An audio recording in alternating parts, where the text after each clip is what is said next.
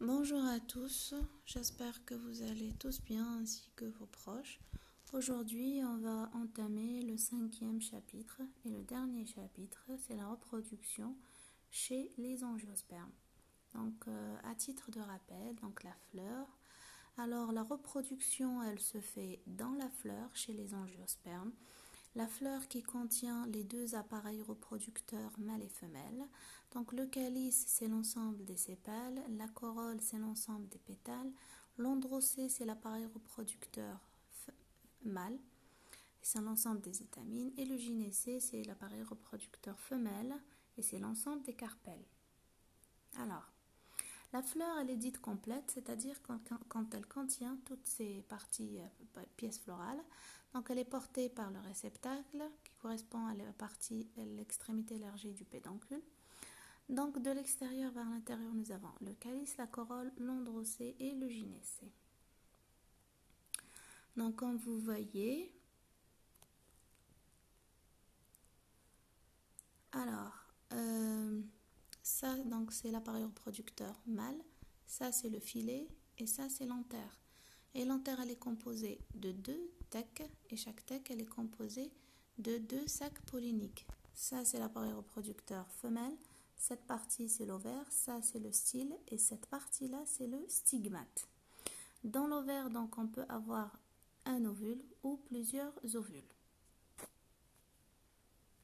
Comme vous voyez ici, donc, en haut, c'est l'appareil reproducteur mâle. Et ce que vous voyez là, c'est les grains de pollen. Donc, c'est une photo microscopique agrandie plusieurs fois pour avoir cet aspect-là. En bas, nous avons l'appareil reproducteur femelle avec l'ovaire qui contient plusieurs ovules, le style et le stigmate. Alors, la fleur des angiospermes, c'est une structure spécialisée impliquée donc dans la reproduction sexuée grâce à ses pièces fertiles. Ces pièces fertiles, c'est quoi? C'est l'appareil reproducteur mâle et l'appareil reproducteur femelle. Alors, la gamétogénèse. Donc, la gamétogénèse, c'est quoi? C'est la formation des gamètes. Et c'est ces gamètes-là qui entrent dans la reproduction sexuée des plantes. Elle est différente selon le sexe de l'organe de la fleur qui produit le gamète.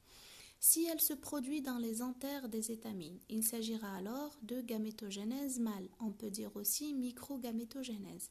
Si elle se produit dans l'ovule de la plante, on dit que c'est une gamétogénèse femelle et donc aussi on l'appelle la macrogamétogénèse ou mégagamétogénèse.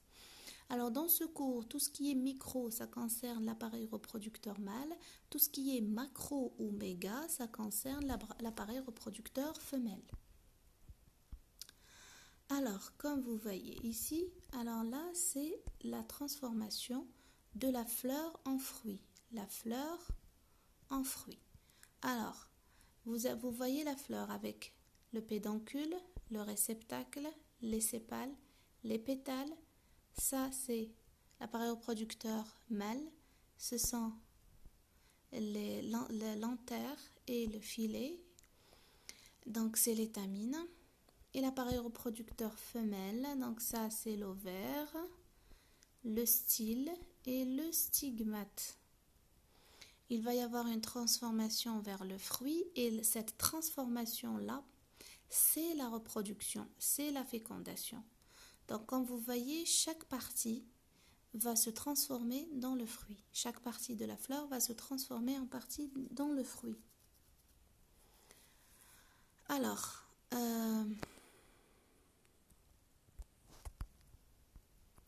on commence par la gamétogénèse. Alors, il y a beaucoup de mots, beaucoup de définitions dans ce chapitre, mais vous allez tout comprendre. Alors, la mégagamétogénèse, c'est la formation du gamétophyte femelle ou mégagamétophyte, qui est, dans ce cas, le sac embryonnaire. Le sac embryonnaire, il se trouve dans l'ovule et l'ovule dans l'ovaire. Et à l'intérieur de sac embryonnaire, il y a ce qu'on appelle le gamète femelle, qui est l'oosphère. Vous allez voir avec des images, vous allez tous bien comprendre. On appelle microgamétogénèse la formation du gamétophyte mâle ou microgamétophyte qui est le grain de pollen. Et les gamètes mâles, ce sont les 2 cellules spermatiques. Alors la mégasporogénèse et la microsporogénèse, ce sont des étapes qui donnent la mégaspore ou la microspore. Vous allez bien comprendre tout ça. Alors, vous avez les organes reproducteurs, donc les étamines, et les organes reproducteurs femelles, c'est le gynécée ou le pistil. Première partie, c'est la mégagamétogénèse ou la gamétogénèse femelle. Donc, dans ce chapitre, il y a 3 parties. Il y a la mégagamétogénèse, c'est-à-dire la gamétogénèse femelle qui se passe dans le gynécée. La deuxième partie, c'est la microgamétogénèse, c'est la gamétogénèse mâle qui se passe dans l'antère ou l'étamine. La troisième partie, c'est la fécondation proprement dite et on l'appelle la double fécondation chez les angiospermes. On commence par la gamétogénèse femelle, donc mégagamétogénèse aussi. C'est la formation donc du gamétophyte femelle et dans le cas des angiospermes, c'est la formation du sac embryonnaire qui se trouve à l'intérieur de l'ovule, qui se trouve à l'intérieur de l'ovaire. Donc ce que vous voyez là, c'est une fleur, donc vous avez les sépales, les pétales et là c'est l'organe reproducteur mâle, femelle. Alors ça c'est le stigmate, vous voyez où est le stigmate, ça c'est le stigmate, ça c'est le style. Et toute cette partie-là, c'est l'ovaire. À l'intérieur de l'ovaire, il y a un ovule. Dans ce cas, il y a un seul ovule, mais on peut avoir plusieurs ovules. Il faut savoir que chaque ovule contient un sac embryonnaire. Chaque ovule contient un sac embryonnaire. Donc, la gamétogénèse femelle, ça veut dire quoi? Ça veut dire la formation de ce sac embryonnaire qui, à l'intérieur, possède ce qu'on appelle un noosphère. Alors là, c'est une coupe transversale dans un ovaire. Si vous voyez très bien, cet ovaire-là contient 6 ovules. Alors, un ovule, deuxième ovule, le troisième ovule, le quatrième, le cinquième et le sixième. Voilà, c'est une photo schématique. Nous avons 6 ovules. Alors là, on voit l'ovule de plus près. Alors, on a agrandi un ovule et on va voir la structure de l'ovule. Qu'est-ce qu'on trouve à l'intérieur de l'ovule? Donc cet ovaire-là contient 6 ovules. Ce qui est rond, ce que vous voyez là, c'est le sac embryonnaire. Alors ça, c'est une photo schématique de l'ovule. À l'intérieur, il y a le sac embryonnaire. Nous avons les téguments, le nucelle, le micropyle, le chalaze et la funicule. Alors, vous avez dans votre cours la page 63. Quand vous voyez ce schéma-là, il faut suivre sur le cours la page 63. Alors, dans la page 63, il y a la formation de l'ovule, plutôt la structure de l'ovule. Alors, vous pouvez suivre. Alors, l'ovule, il est composé d'en bas le funicule. Après, nous avons la chalaze. Alors, le funicule, c'est quoi? C'est une sorte de cordon dans le côté inférieur de l'ovule. Il attache l'ovule dans le placenta. Donc, c'est comme si nous avons un petit câble qui va relier l'ovule dans l'ovaire. Voilà. حبل صغير يلصق l'ovule في l'ovaire. La chalaze, c'est un point où se ramifient les faisceaux conducteurs de l'ovaire. Nous avons les téguments. Quand vous voyez les téguments, il y a le ou les téguments. Il faut savoir que cet ovule peut avoir un seul tégument comme il peut avoir 2 téguments. Là, il y a le tégument externe et le tégument interne. Alors, quand il s'agit des plantes monocotylédones, les ovules possèdent un seul tégument. Et quand il s'agit des plantes dicotylédones, les ovules possèdent 2 téguments, un interne et l'autre externe. Alors, le nucelle, c'est le tissu qui entoure le sac embryonnaire. C'est un tissu nourricier, يعني نسيج يتغذى عليه le sac embryonnaire. Et enfin, nous avons ce qu'on appelle le micropyle. Le micropyle, c'est quoi? C'est une région, c'est un vide qui se trouve entre les téguments. الفراغ هذا الموجود بين les 2 téguments نسميوه le micropyle. Alors, il existe 3 types d'ovules. Nous avons les ovules orthotropes, les ovules compylotropes et les ovules anatropes. Donc, orthotrope, ça veut dire un ovule droit. Comme vous voyez, c'est un ovule droit. Les compylotropes, c'est un ovule penché, maouj.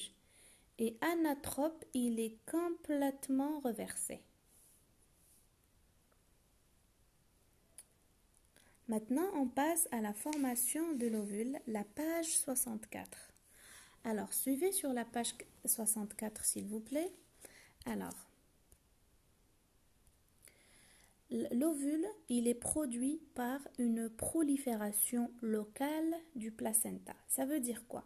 Ça veut dire كاينه بلاصه محدده de façon génétique محدده déjà من قبل في l'ovaire هي اللي راح تصرى فيها une prolifération. Ça veut dire quoi une prolifération? Ça veut dire يصرى فيها تكاثر تاع الخلايا. الخلايا راح تزيد تنقسم بطريقه مهمه باش تعطينا انتفاخ. هذا هو الانتفاخ، هذا اللي راكم تشوفوا فيه هنا. Ça, c'est la prolifération locale. يعني تكون في بلاصة معينة. Comme vous savez que l'ovaire يقدر يكون فيه un seul ovule ويقدر يكون فيه plusieurs ovules. Donc البلايص تاعهم هادو plusieurs ovules راهم معينين ديجا. 3 4 6 ça dépend. وكون يكون فيه واحد فريد يعني البلاصة تاعو ديجا راهي معينة. Donc في البلاصة هذيك اللي راح يخرج فيها l'ovule يبداو premièrement par des divisions cellulaires. Donc un massif cellulaire se soulève معناتها يطلع d'abord pour former ce qu'on appelle le nucelle. Donc le nucelle هو أول نسيج يتكون في l'ovule. Ensuite par des divisions, 2 bourrelets circulaires enveloppant son produit. Les 2 bourrelets circulaires, ce sont ça et ça. Donc les 2 bourrelets circulaires هادو اللي تشوفوا فيهم. Alors, les 2 bourrelets هادو هما اللي رايحين يمدوا لنا les futurs téguments. Voilà, comme vous voyez, comme تشوفوا فيهم هادو les 2 bourrelets. Suivez sur le cours. Alors, ces 2 bourrelets-là, ce sont les téguments T1 et T2. Chez certains groupes d'angiospermes, les monocotylédones possèdent un seul tégument. Alors, les téguments grandissent en couvrant progressivement le nucelle, mais en laissant libre un pore donnant accès au nucelle. Donc, هنايا يبقى عندنا فراغ. هذا اللي تشوفوا فيه لهنا هذا هو اللي راح يمد لنا لو ساك امبريونير من بعد. دونك لو ميكروبيل هذا اللي تلقاوه بين الفراغ اللي كاين بين لي دو تيغومون راح يمد لنا لو ميكروبيل. alors l'ovule ayant atteint sa taille maximale, il va être fixé au placenta par l'intermédiaire d'un petit pied qu'on appelle le funicule. donc هذا هو le funicule هذا. دونك هنايا سي هذا هو الجدار تاع لوفير اللي نسميوه لو بلاسينتا وهذا لوفول ولاصق باغ لو فينيكول. لو ميكروبيل هو هذا الفراغ اللي كاين entre les deux téguments. Voilà, ça c'est la formation de l'ovule. On passe maintenant à la formation du sac embryonnaire.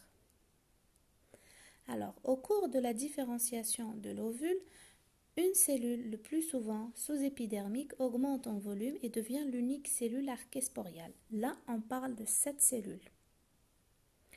Donc, le sac embryonnaire, يبدأ التكوين تاعو من une cellule اللي نسميوها archéspore. هذه une archéspore. Cette archéspore, elle va subir des modifications et elle va donner le mégasporocyte. Le mégasporocyte, celui-là va subir une méiose. تعرفوا كم c'est quoi la méiose? الفرق بين la méiose ou la mitose, c'est que la méiose تمد لنا 4 cellules filles haploïdes ou la mitose تعطينا 2 cellules filles diploïdes. La mitose تمد لنا 2 cellules filles diploïdes, ça veut dire تمد لنا le même nombre de lots de chromosomes. يعني نفس عدد الكروموزومات هي اللي تعاود تمدهم لنا بعد في la mitose. Par contre, في la méiose تعطينا 4 cellules ماشي 2 cellules بصح 4 cellules haploïdes. يعني le nombre de chromosomes اللي كاين في الخلية الأم راح يتقسم على 2. Donc là, le mégasporocyte, il va subir ce qu'on appelle une méiose. واش معناتها une méiose؟ راح يمد لنا 4 cellules filles. راهم تشوفوا فيهم في 4. Elles sont haploïdes. هادو نسميوهم لي mégaspores. هادو في 4 نسميوهم لي mégaspores. Elles sont disposées en ce qu'on appelle une tétrade linéaire, يعني 4 خلايا فوق بعضهم نسميوها une tétrade linéaire. Donc le plus souvent les 3 cellules les plus proches du micropyle dégénèrent. كما تشوفوا لهنا هاو الميكروبيل هنايا لتحت. دونك الخلايا هادو في 3 اللي قراب من لو ميكروبيل لهنا هما اللي رايحين يموتوا، وتقعد وحده فريده نسميوها لا ميغا سبور فونكسيونيل. لا ميغا سبور فونكسيونيل. نكملوا لهنا. Le plus souvent les 3 cellules donc proches du micropyle dégénèrent et la mégaspore qui reste نسميوها la mégaspore fonctionnelle. Elle aussi va subir 3 vagues de division nucléaire successives. 3 vagues de division nucléaire successives conduisant à la formation de 8 noyaux haploïdes. Bon, ça veut dire quoi? دركا la mégaspore اللي خرجت لنا اللي هي هذه. دونك هنا نعاودو une archéspore. Donc l'archéspore تمد لنا le mégasporocyte. Le mégasporocyte il va subir une méiose يعطينا 4 mégaspores ou la 4 macrospores هادو. Donc les 4 macrospores هادو la mégaspore 3 اللي يكونوا من الجهة تاع الميكروبيل رايحين يموتوا، تقعد لنا غير وحده هادي.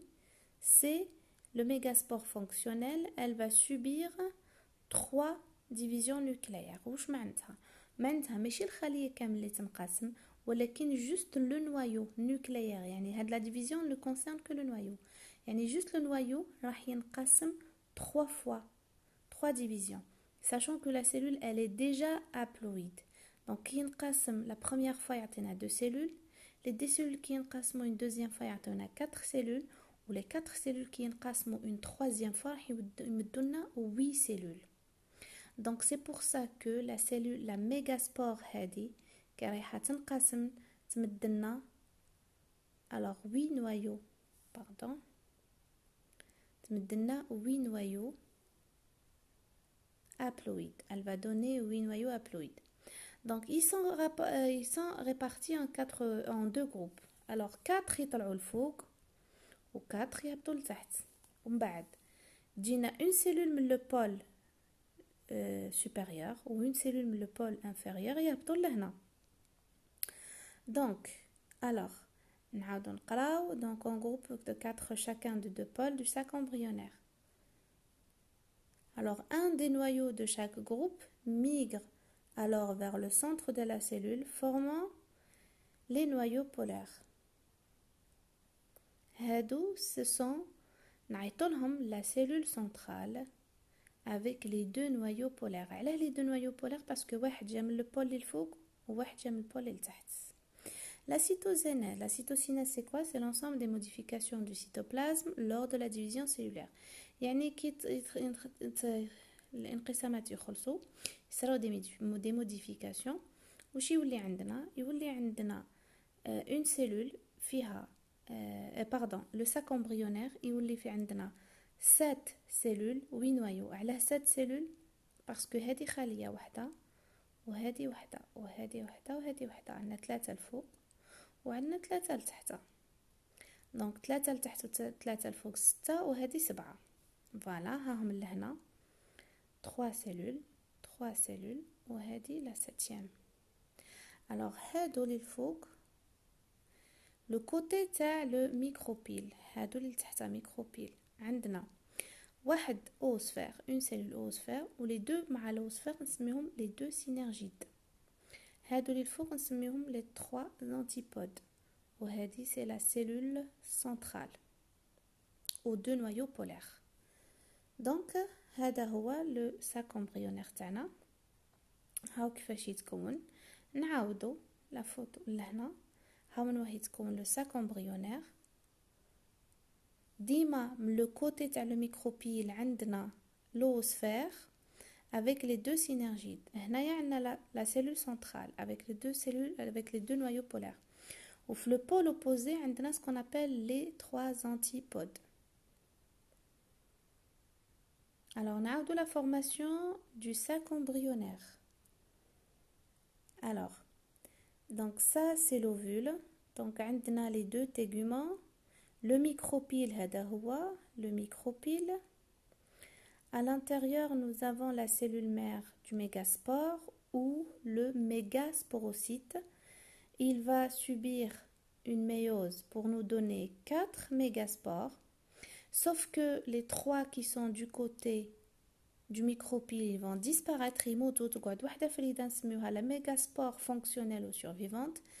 La mégaspore, elle va subir 3 divisions nucléaires. Ça veut dire quoi, division nucléaire? Ça veut dire seuls les noyaux vont se diviser. On aura donc 8 noyaux, mais disposés en 7 cellules. Les 7 cellules, c'est quoi? Nous avons la cellule centrale, nous avons l'oosphère, les 2 synergides et les 3 antipodes. C'est le sac embryonnaire.